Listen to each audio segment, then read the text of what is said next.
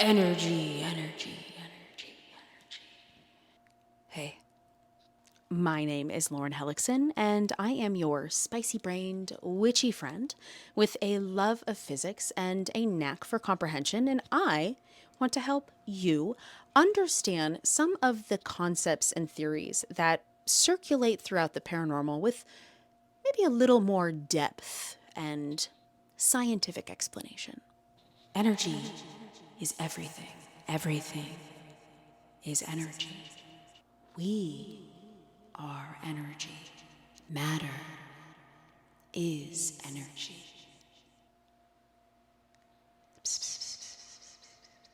While these statements are technically true, how much do you know about energy? In terms of paranormal investigation, of course. When we consider using broad statements like this when explaining paranormal phenomena, we may be actually, though unintentionally, using a logical fallacy to overgeneralize our points, thus creating bias in our findings and research. That was harsh. It was maybe necessary. It was done with love. So what do we mean when we say energy? Well, from the Greek word ergon, meaning work, energy actually has quite a few different meanings or applications depending on the context to which we're using it. Mostly, it's the capacity to exert force, produce change, or drive reactions within a system. And it can typically be measured in various forms like kinetic energy, potential energy, thermal energy, radiating energy, electric energy, chemical energy. Most energy prevalent in the paranormal can fall into one of these categories or into maybe a more spiritual or psychological category, which cannot be verified or documented. As a side note, this is just a reminder. My content, while at times will have those tinfoil hat moments that depend on our belief and speculation, I try to deliver my information in the most scientific way possible, especially when relating it to the paranormal. This is not an effort to invalidate, accuse, disprove, or criticize the personal beliefs or experiences of anyone in this field. Most of us wouldn't even be here if we haven't had some sort of personal experience or hold our own personal beliefs. But we do have to understand that our personal bias is not science. And I think sometimes sciencey things are used to manipulate some of our research or even sometimes each other.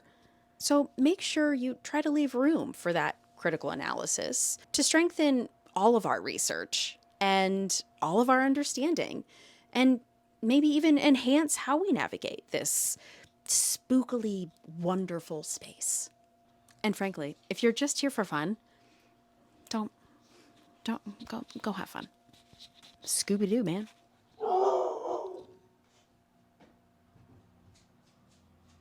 A common personal experience when it comes to energy during paranormal exploration are those gut feelings or the creepy sensations or those more emotional responses. These more visceral or physical symptoms may fall into the chemical energy category.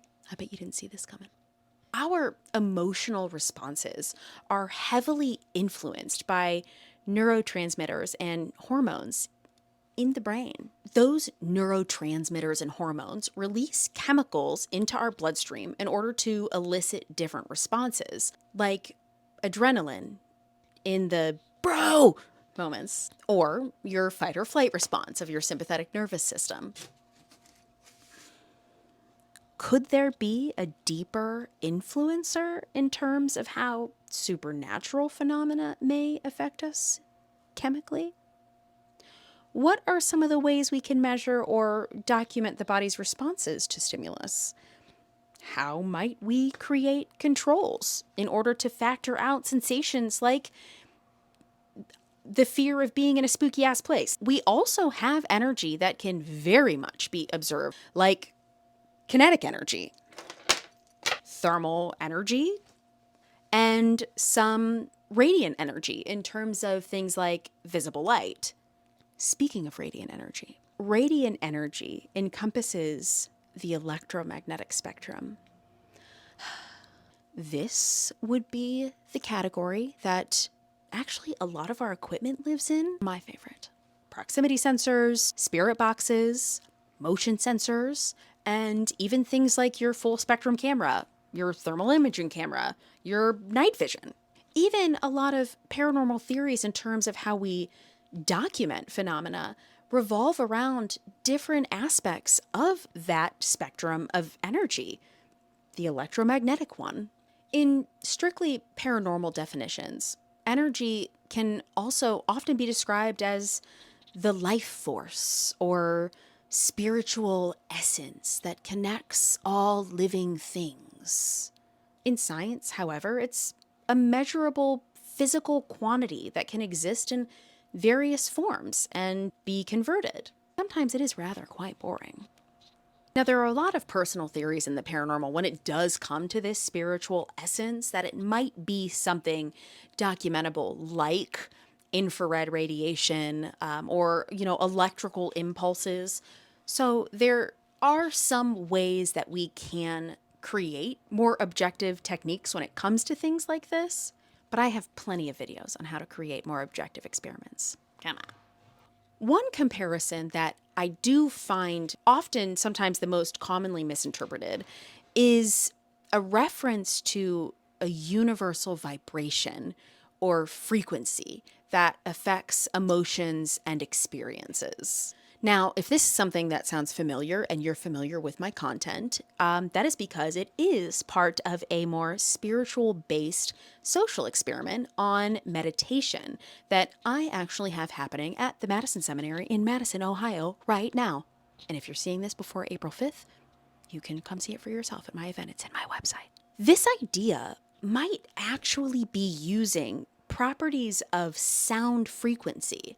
And while sound is considered energy, most paranormal theories draw on quantum theory, quantum mechanics, and physics. Sound needs a medium like air, water, something that can't exist in a vacuum.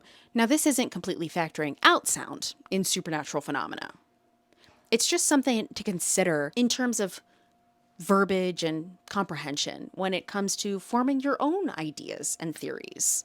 Because most paranormal based beliefs view energy as something that can be sensed or felt by some and maybe not all individuals, while science defines energy in terms of its property and real interactions in the physical world. It's often documentable, it's predictable, it's repeatable.